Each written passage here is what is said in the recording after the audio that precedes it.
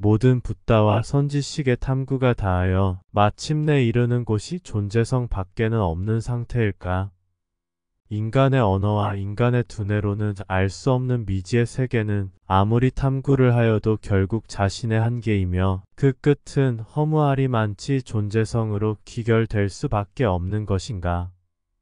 깨침은 보다 넓은 시야를 가져다 주어 일반인과는 다른 폭넓은 관점을 드러내지만 그것도 자신의 내부에서 일어나는 일상사인 것이고 인간이라는 한계에 갇혀있는 이상 변하는 것은 아무것도 없으며 오직 의식 너머에 있는 존재성의 드러남 자체인가. 깨우쳤다는 사람이 그렇게도 넘쳐났건만 그 무엇도 나아진 것이 없으며 존재하기에 존재성만 드러나는 것이 있는 그대로이면 존재를 못 벗어나는 것은 당연한 이치이다. 시다르타가 금강경에서 아상, 인상, 중생상, 수자상을 버리라고 하였다. 즉 모든 의식되어지는 주와 객을 상으로 보아 버리라고 한 것인데 상의 소멸은 집착을 고갈시키는 근원이다. 즉 상이 없으면 집착이 들어설 틈이 없다. 정확히는 오온에 의지하여 끌려다니지 않게 된다. 그러면 나의 존재 시스템을 과연 상으로 볼 것인가? 물론 의식도 믿을 바가 못 되니 존재 시스템도 상일 수는 있다.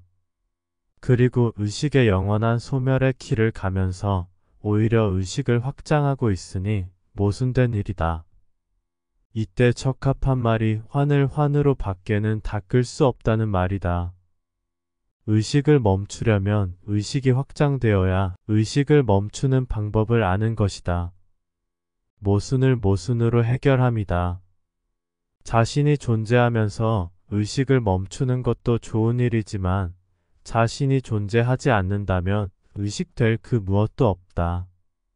존재 시스템은 사람의 눈으로는 보이지 않으니 사람에게는 관념적이며 추상적이기는 하다. 보이지 않는 세계를 직관으로 들여다보지 않으면 무엇으로 들여다볼 것인가? 만약 상이 사라진 상태에서 존재 시스템의 지배를 안 받는다면 그보다 좋은 일이 어디 있겠는가? 그러나 자신의 의지와는 무관하게 존재 시스템은 돌아가며 존재 시스템이 드러나기 전에는 알 수 없는 것이다.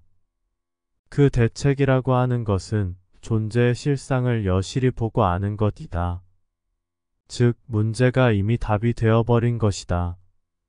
구체적인 해답으로는 자신의 존재를 소멸시키는 방법, 즉 인식의 주체인 자신의 영 소멸을 통한 영원히 무가 되는 경우를 들 수 있는데 그러나 정확히 그 영 소멸의 과정과 메커니즘을 아직은 알지 못한다. 또한 윤회의 수레를 멈추는 것도 커다란 깨침들을 통하여 인간으로서의 수명을 줄이는 방법. 나는 여러 깨침들을 통하여 2억 년을 마쳤으며 200년이나 오버되게 나의 수명을 모두 채웠다.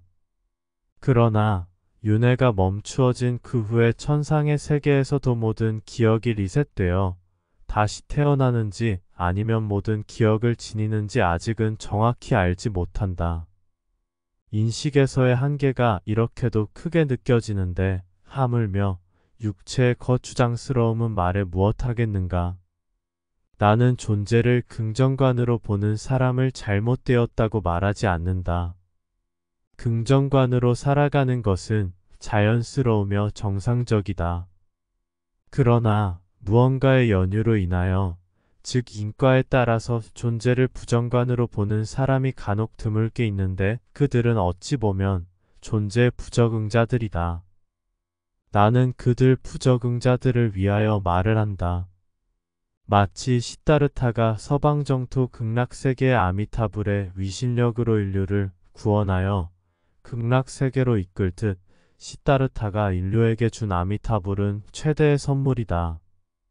마찬가지로 나 또한 부정관으로 존재를 바라보는 자들에게 비존재라는 절대 무의 세계를 알려준다.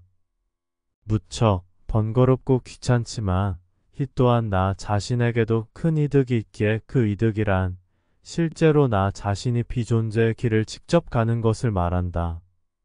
이 부정관이 몸에 배인 사람은 어려서부터 삶이 만만치 않았으리라. 곳곳에 함정과 덫이 있었을 것이다.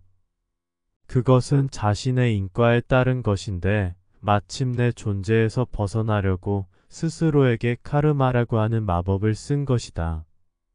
즉, 전생에 나쁜 짓을 하였다고 부정관적 사람이 되는 것이 아니고 전생에 자신이 수행을 통하여 만들어 놓은 운명이다. 자신이 진정 수행자였다면 다음 생에 반드시 한 번은 더 태어나야 한다면 어떻게 태어나게 하겠는가?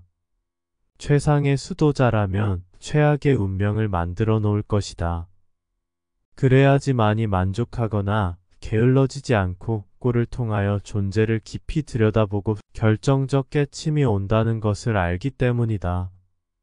그러나 오늘날 그렇게 운명을 만들어 놓고 태어났음에도 불구하고 안타깝게도 너무 어린 나이에 자살하거나 사회 시스템에 갇혀서 악을 행하거나 사이비 교주가 되는 것이 대부분이다. 만약 그대가 희귀한 부정관을 지닌 사람이라면 이런 글들이 크게 도움이 될 것이다.